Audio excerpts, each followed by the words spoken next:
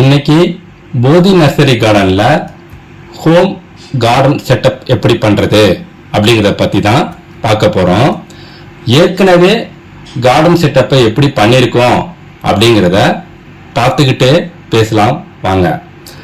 கார்டனோட இடத்துக்கு தகுந்தாப்புல எந்த வகையான மரங்களை வைக்கிறது, எந்த வகையான செடிகளை வைக்கிறது, சில சமயம் மரங்களையும் செடிகளையும் தரையில வைக்கிறோம், அதுக்கு பதிலா பெரிய தொட்டில கூட வைக்கிற மாதிரி இருக்கும்.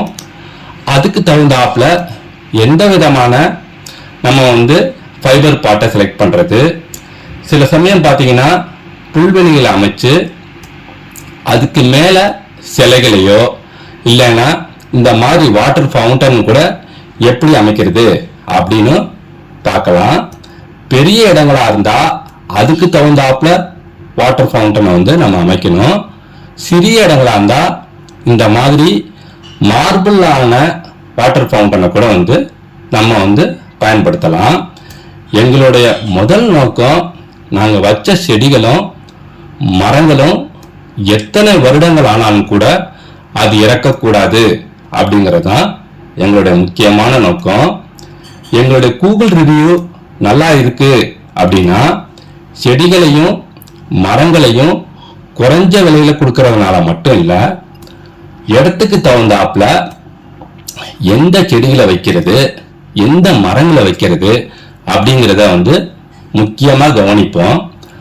கார்டனுடைய இடத்துக்கு தகுந்த மாதிரி எந்த வகையான மரங்கள் எல்லாம் வைக்கலாம் அப்படிங்கிறத கூட இந்த வீடியோல மரங்களை பேரு, எந்தெந்த பேரு, என்னென்ன மரத்துக்கு எந்தெந்த பேரு அப்படின்னு கூட சொல்லியிருக்கேன். உங்களுக்கு ஈஸியா புரியணும் அப்படிங்கிறதுக்காக.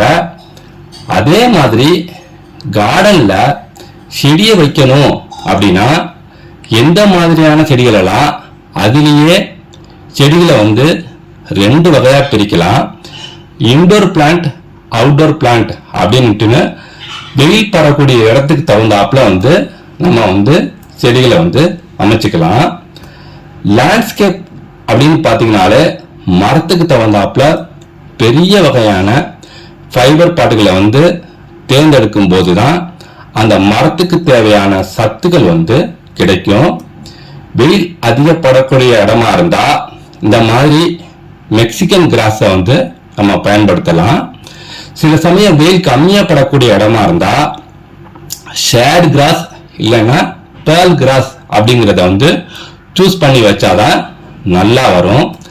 நீங்க பார்க்குற மாதிரி இந்த மாதிரி சிலைகளை கூட எங்களால அமைச்சு தர முடியும், அமைச்சும் கொடுத்துட்டு இருக்கோம். கார்டன் அமைக்கிறப்ப உங்களுக்கு ஏதாவது சந்தேகம் இருந்தாலோ வச்சு கொடுக்கணும் அப்படின்னாலோ எங்களுடைய நம்பருக்கு நீங்க கான்டாக்ட் பண்ணலாம். நன்றி, வணக்கம்.